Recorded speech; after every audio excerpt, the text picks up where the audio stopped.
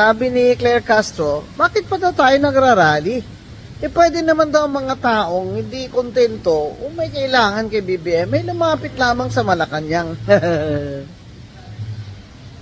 Minsan kung hindi ka katawa-tawa, ano ka na talaga eh.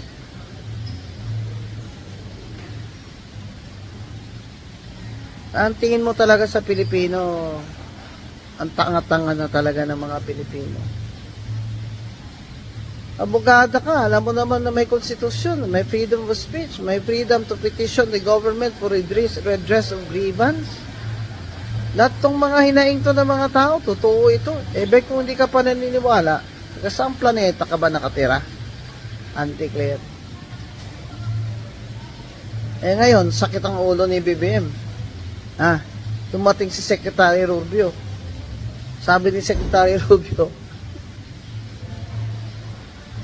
lahat ng mga tinutulungan nila na sumusuporta sa ICC.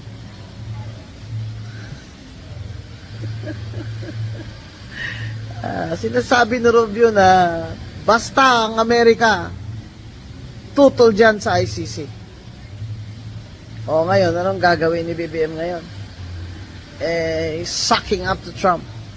Pero, increased tariff pa rin siya. Dahil sa commodities na may forced labor. Minsan, hindi na ito kabubuhan. Makapalan na lang eh.